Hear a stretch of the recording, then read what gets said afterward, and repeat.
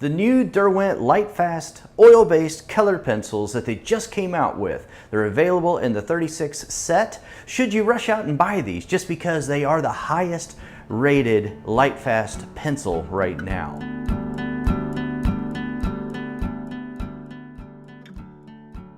Hi, I'm John with Sharpened Artist. Today I'm reviewing these colored pencils by Derwent. They're called Lightfast. Every single pencil in the pencil line is Lightfast according to the ASTM D609 rating system, and so I'm very excited about that.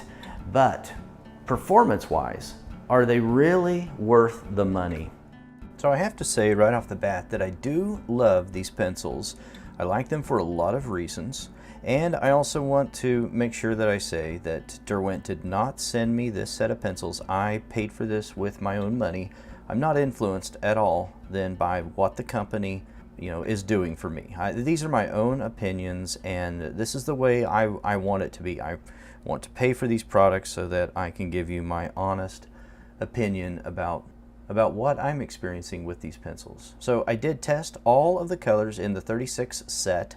That's the set that I purchased. That's the only set available right now. They are going to be releasing a larger set next year. So once they release that larger set, I'll be real excited to try the rest of the colors in this set. The thing that I love the most about these pencils, they are good, very good performance-wise. They're a lot of fun to use. But the thing that I love the most is that they're 100% Lightfast. Yay!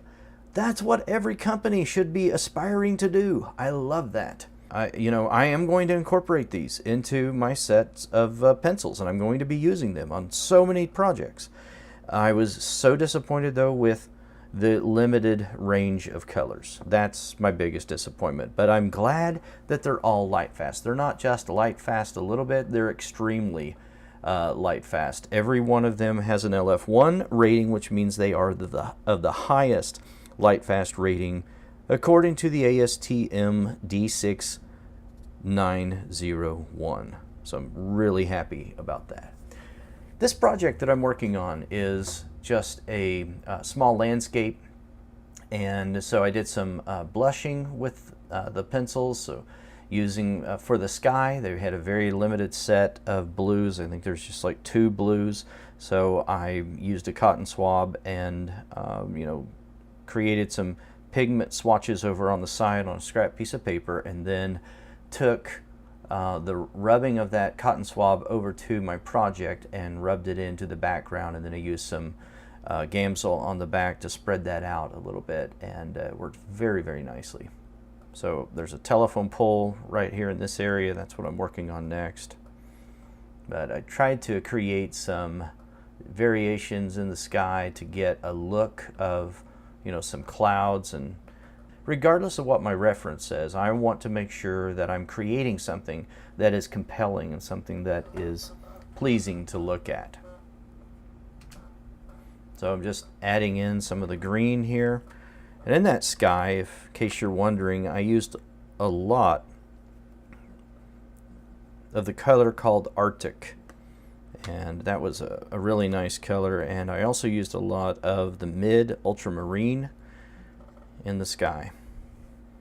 I used some of the greens over in like Olive Earth was one I used a lot of, and the trees.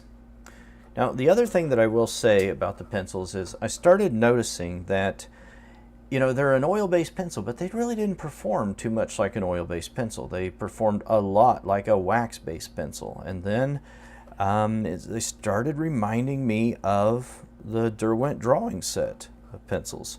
And so I got my Derwent drawing set of pencils out, and I began just testing those and looking at side by side, looking at the differences, especially in the ones that are named the same. And I understand companies like to use the same naming convention whenever they're referring to their particular line of colors.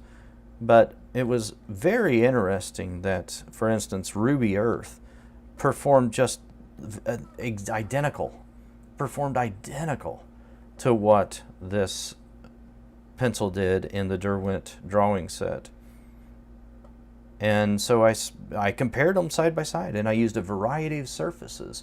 In this project, I'm using a ready-cut watercolor paper by Strathmore, but I also used black paper and did a side-by-side comparison on many of the pencils. And if you're interested in that, for those of you who are members of the Sharpened Artist Academy inside the Beginner's Colored Pencil course, the longer version of this test is over there. You know, I'm testing out the pencils right here, but I did that side-by-side comparison, and that's over there available for you right now as a longer video.